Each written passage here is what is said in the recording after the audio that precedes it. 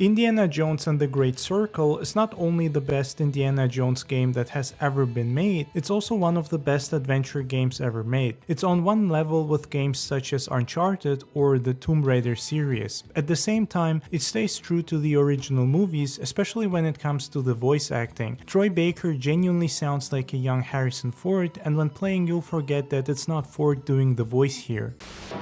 Raiders of the Lost Ark. A film from Steven Spielberg and George Lucas. You genuinely feel like Indiana Jones because the whole game has a strong adventure and mystery atmosphere. No matter where you are or how large any particular level is, they are all filled with loads of things to see and find.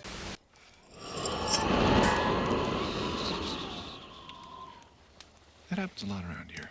It's amazing because that's exactly how an adventure game should be. You want to go on an adventure and you want to find all kinds of weird or interesting stuff. But you also want to feel like you found these things rather than the game doing the job for you or being too hand-holding. There are, for example, buildings with hidden passages and the game tells or hints at you being able to find them, but how you do it is up to you. You have to figure it out using the clues that are spread around the map, and it just makes you feel like an actual explorer. What's even cooler is how the game offers you the option of using actual physical in-game maps. Not just some pause menu telling you where to go, but a map that Indy has to hold in front of himself and decide where to go this way. It's incredibly immersive because it makes so much sense to see this in a game about Indiana Jones. That's one aspect the movies, at least the original trilogy, did perfectly. There was a sense of mystery driving the story and it was unpredictable. You never knew what was going to happen next or what the adventure has in store for you.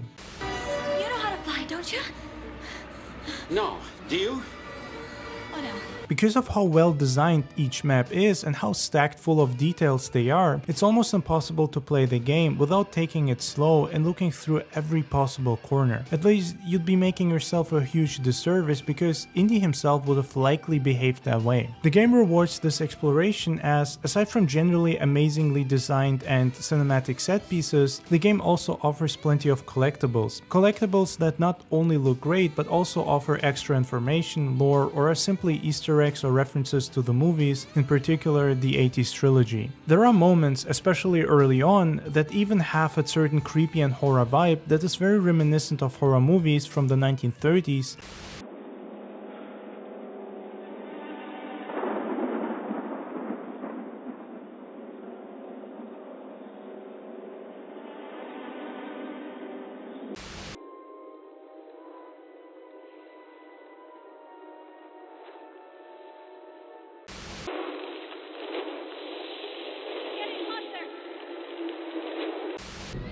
Very dangerous. You go first.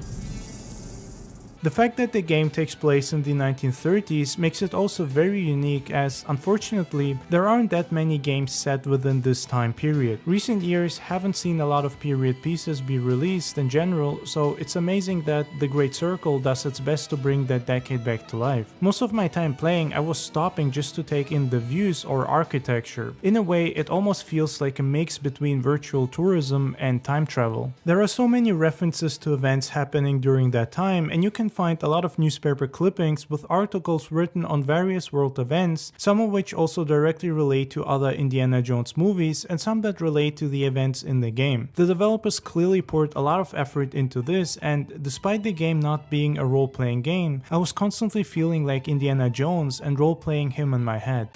Get an indie video at your McDonald's today for just $5.99 each. The best price ever with the purchase of any large sandwich any time of day.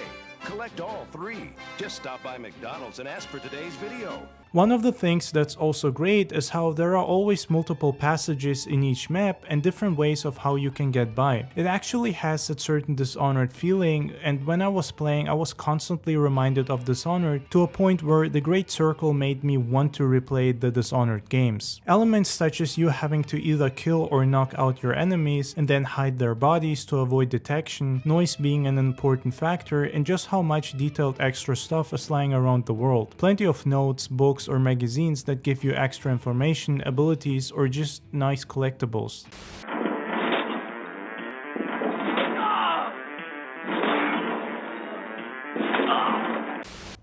Killing Nazis.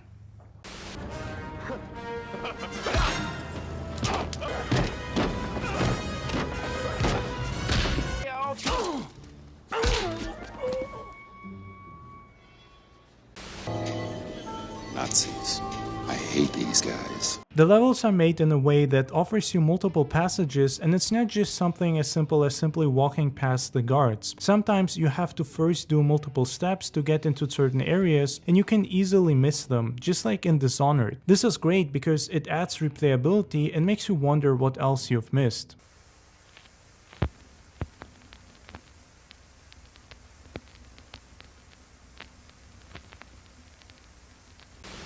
Indiana Jones and the Temple of Doom. You don't believe me.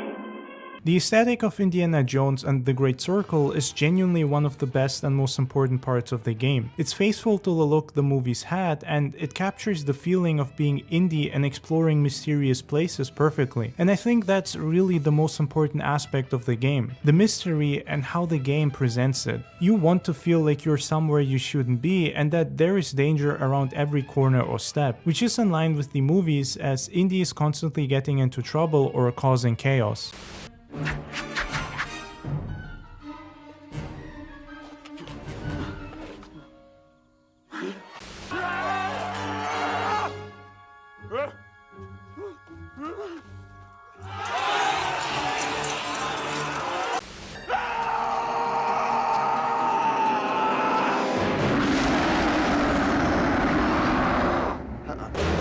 The Great Circle understands this and manages to create such detailed environments that, at times, I was shocked at how good and realistic they look. Despite the game taking place in the 30s, just like the movies, it has a certain 80s feel and vibe that is also mixed with all the vintage noir and adventure inspirations the Indiana Jones franchise has. I mean, there's moments where you will walk towards a wall and you can see your shadow reflected in the light on the wall, and it just looks so damn good and cinematic. The entire game is extremely cinematic in general, to the point of recreating whole scenes from Raiders of the Lost Ark. While I wouldn't call this an interactive movie, it definitely does have elements from that genre, as it is very cutscene heavy and overall feels like one big movie. But that's not a bad thing, and I personally always loved interactive movie games anyway. However, my favorite part of Indiana Jones and the Great Circle is just how detailed the world is. When you're exploring cities or buildings, you'll see lots of posters, magazines, or ads for propaganda or advertising purposes that are all made in the art style that was popular back then. In a way, it reminds me of BioShock due to how prominent the art style is. Whenever I replay BioShock, I don't do it for the story anymore, but for the visuals and the art of Rapture due to how unique it looks. It's the same with this game. No matter where you are, everywhere you look, you'll find something that looks stunning or interesting, and rather than just being set pieces, the game goes the extra mile and explains to you a lot of the backstory of various objects.